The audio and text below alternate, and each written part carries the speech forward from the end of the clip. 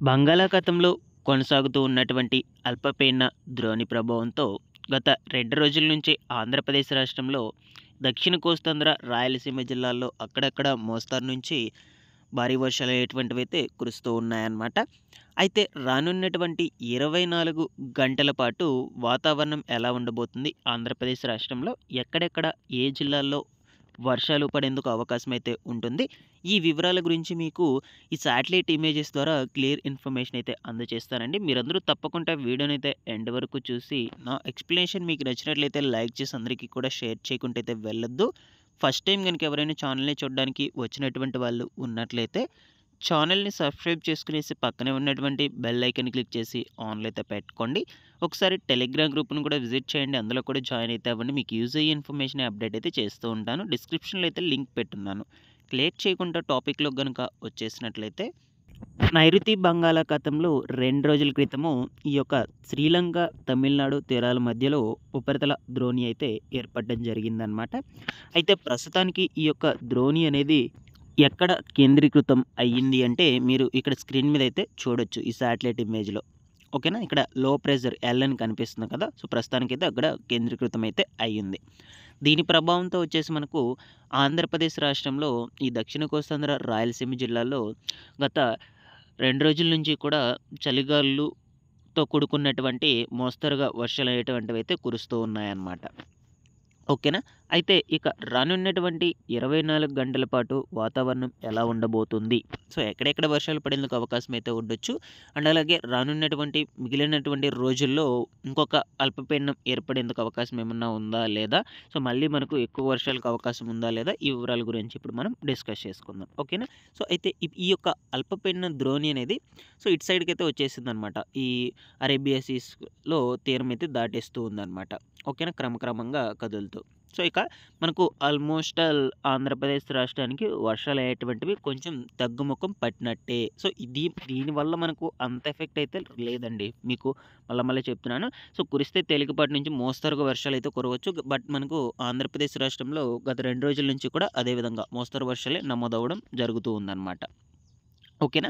So, కాబట్టి ఇది కొంచెం కొంచెంగా కదులుతూ ఈ యొక్క అరేబియా సీస్‌లో అయితే తీరమైతే దాటేస్తుంది. దీనివల్ల నో ప్రాబ్లమ్. ఇక రానున్నటువంటి 24 గంటల పాటు కురిస్తే అక్కడక్కడ తేలికపాటి జల్లులతో కూడుకున్నటువంటి వర్షాలు నమోదయ్యే ఛాన్సెస్ అయితే ఉండొచ్చు. కానీ అంత ఎఫెక్ట్‌తో కూడుకున్నటువంటి వర్షాలైతే నమోదైతే అవ్వవు.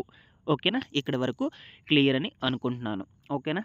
నెక్స్ట్ ఇకపోతే మనకు ఈ నెల 25, 26, 27 ఆ తారీఖులలో ఇంకొక అల్పపీడన ద్రోణి అనేది నైరుతి బంగాళాఖాతంలోనే ఏర్పడుతుంది. సో, మీరు దానికి సంబంధించినటువంటి విజువల్స్ ఈ శాటిలైట్ ఇమేజ్‌లో అయితే చూడొచ్చనమాట. ఇక్కడ ఎల్ అని కనిపిస్తుంది కదా! సో, అది మనకు లో ప్రెషర్ అనమాట. ఓకేనా? సో, ఇది తుఫాను. సో, ఇది మనకు 25, 26, 27 తారీఖుల్లో ఏర్పడడం జరుగుతుంది. సో, అప్పుడు మనకు మళ్ళా అతి భారీ వర్షాలనేటువంటివైతే రాబోతున్నాయి ఆంధ్రప్రదేశ్ రాష్ట్రానికి ముఖ్యంగా. ఓకేనా? సో, దీనివల్ల తెలంగాణ స్టేట్‌కి కూడా అక్కడక్కడ కొన్ని కొన్ని జిల్లాల్లో ఎఫెక్ట్ అయ్యేందుకు అవకాశం అయితే ఉండొచ్చండి. ఇది బాగా గుర్తుపెట్టుకోండి. సో, ఇది మనకు ముఖ్యంగా అన్ని జిల్లాలకు ఎఫెక్ట్ అయితే చూపించబోతుందనమాట. ఆంధ్రప్రదేశ్ రాష్ట్రంలో ఈ దక్షిణ కోస్తాంధ్ర జిల్లాలు, రాయలసీమ జిల్లాలు, ఉత్తర కోస్తాంధ్ర జిల్లాలు అన్నిటికీ కూడా ఎఫెక్ట్ అయితే చూపించబోతుంది. ఈ విశాఖపట్నము, దాని తర్వాత విజయనగరము, రాజమహేంద్రవరం కావచ్చు, ఇక కృష్ణా, గుంటూరు, ఏలూరు, పశ్చిమ గోదావరి, నెక్స్ట్ వచ్చేసి ఈ యొక్క బాపట్ల, చీరాల, కావలి, నెల్లూరు, తిరుపతి, చిత్తూరు, అనంతపురము, కడప, రాజంపేట ఈ జిల్లాలన్నిటి మీద కూడా మనకు కొంచెం ఈ యొక్క రాబోయేటువంటి తుఫాన్ కొంచెమే కాదు ఎక్కువగానే ఎఫెక్ట్ అయితే చూపించబోతుంది. ఇక్కడ గ్రీన్ కలర్‌లో మొత్తం కూడా చూపిస్తున్నారు కదా! అదంతా కూడా వర్షమేనండి. ఇది మనకు తుఫాన్ అనేది కొంచెం కొంచెంగా ఈ ఈ మన ఏపీ స్టేట్ వైపుగానే కదులుతూ ఉందన్నమాట. ఈ దక్షిణ కోస్తాంధ్ర జిల్లాల వైపుగానే కదులుతూ వెళ్తుంది. సో, మీరు దీనికి ఇక్కడ కొంచెం అబ్జర్వ్ చేసినట్లయితే. ఓకేనా? సో, కొంచెం కొంచెంగా ఇది దగ్గరయ్యే కొద్దే మళ్ళా కూడా మనకు భారీ వర్షాలనేటువంటివైతే నమోదవబోతున్నాయి. సో, ఫైనల్‌గా వచ్చేసి ఇదండి. సో, ఈ నెల 25, 26, 27 తారీఖుల్లో మళ్ళా మనకు వర్షాలయ్యేటువంటివైతే ఉన్నాయి. ఇది కొంచెం జాగ్రత్తగా అబ్జర్వ్ చేయండి. ఇప్పుడైతే వదిలేసేయండి. ఇప్పుడు వెళ్ళిపోయింది అల్పపీడనం. ఇదైతే అంత ఎఫెక్ట్ లేదు. ఇక రానున్నటువంటి రోజుల్లో వచ్చేదానివల్ల మనకు భారీగానే ఎఫెక్ట్ అయితే ఉండబోతుంది. సో, ఇప్పటికే ఈ రీసెంట్‌గా వచ్చినటువంటి మొంతా తుఫాన్ ప్రభావంతో ఎక్కడికెక్కడ చెరువులు, కాలువలు మొత్తం కూడా కంప్లీట్‌గా నిండిపోయున్నాయి. సో, మళ్ళా కూడా మనకు ఇంకొకసారి తుఫాన్ ప్రభావం అనేది ఎక్కువగా రాబోతుంది. అందువల్ల మీరందరూ కూడా కొంచెం అప్రమత్తంగా అయితే ఉండండి. నేను కూడా ఎప్పటికప్పుడు తుఫాన్లకు సంబంధించినటువంటి ఇన్ఫర్మేషన్ మొత్తం కూడా మన ఛానల్ నుంచి అయితే అప్డేట్ చేస్తూ ఉంటాను గైస్. ఛానల్‌ని సబ్స్క్రైబ్ చేసుకునేసేయండి. Thanks for watching this one.